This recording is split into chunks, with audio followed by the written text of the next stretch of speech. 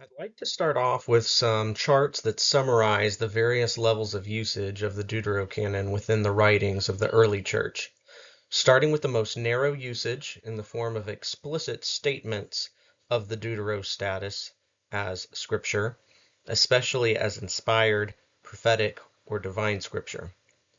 These most explicit citations are the ones this presentation is going to focus on. Now, you can see there are not a lot of these kinds of explicit citations of the Deuteros in the first century, but it's important to keep in mind that there are not many of these writings to begin with in the first century. The writings tend to be short, and the writings that have survived frequently quote proto-canonical scriptures without explicitly identifying them as such. So, not just the Deuteros. Notably, the Didache apparently never explicitly identifies when it is quoting scripture. Neither does Ignatius of Antioch. In fact, though Ignatius of Antioch introduces scripture quotes a couple of times with "it is written," the only time he explicitly mentions scripture as such is to rebuke those who demand scriptural proof from him first in order to believe the gospel, and who dispute with him about whether certain writings are in fact scripture, as you can see in the letter to the Philadelphians. Regardless, you can still see quite a few explicit confirmations beginning with Athenagoras and Irenaeus, and even including Origen, Cyril, and Athanasius, who are often pointed to by Protestants in canon debates.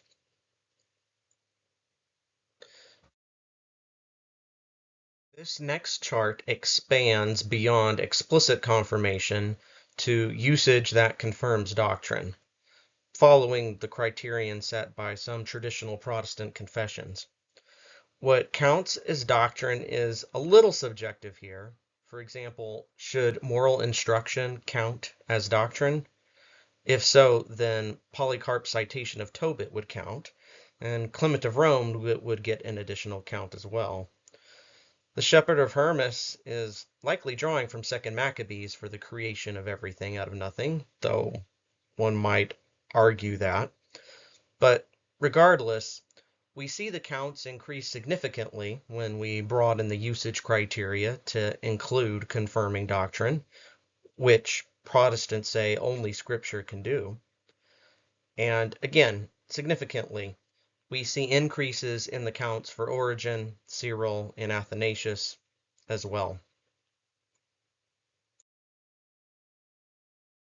Expanding to the broadest criteria, I'd like to start off with a summary slide giving a sense for just how many fathers quote or reference just how many deuterocanonical books in an unqualified manner alongside the proto-canon.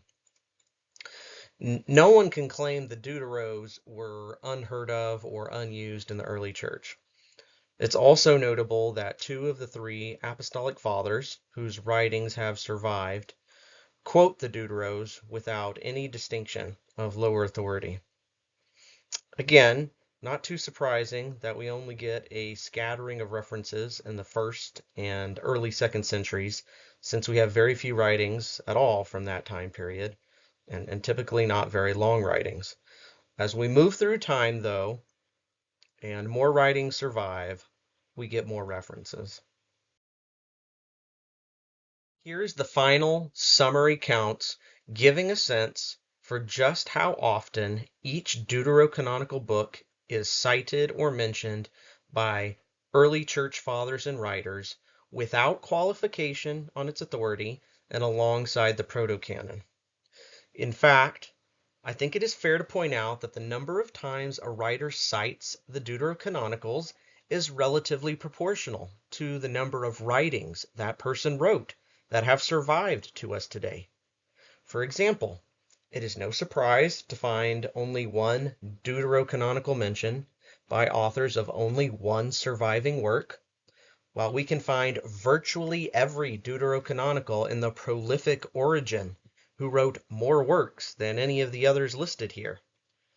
It is also worth discussing why no deuterocanonicals are cited by some early fathers like Ignatius of Antioch or Justin Martyr. So my thinking here is, in the case of Justin, all his surviving works were typically directed to non-Christian audiences, such as pagan Romans, even emperors, and Jews, such as Trypho.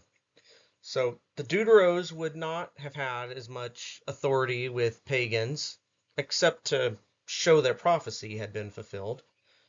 But Justin apparently prefers to use just Isaiah and the Psalms, though he quotes from Septuagint Isaiah 3:10, which has close linguistic similarities to Wisdom 2:12, which other fathers explicitly cite. In the case of Ignatius of Antioch, we need to remember that the deuterocanonical books focus only on certain Christian themes or doctrines, but not others. As we'll see, early on, deuteros like Wisdom and Baruch were especially used to defend the deity of Jesus Christ, which was not an issue for the churches Ignatius was writing to. And Judith and the Maccabees were used more for historical purposes, which didn't really fit the purpose of the Ignatian letters either. And then Sirach and Tobit were especially used to promote wise and charitable Christian behaviors, such as almsgiving, but there are many biblical books addressing this theme too. So, with all this in mind, I wouldn't say it's necessarily surprising that Ignatius neglects to mention any deuterocanonical.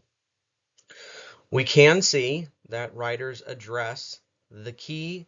We can see that writers who do address the deuterocanonical themes in their writings naturally tend to have more citations of the deuteros.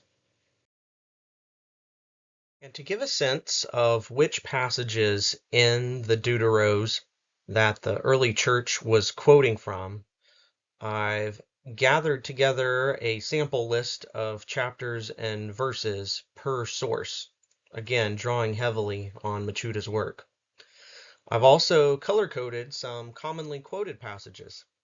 For example, Baruch 3 was often cited as a prophecy of the Incarnation, Wisdom 2 as a prophecy of the Passion and death of Christ, Wisdom 7 as teaching the deity of Christ, Tobit 4 is advice of a father to a son, including almsgiving.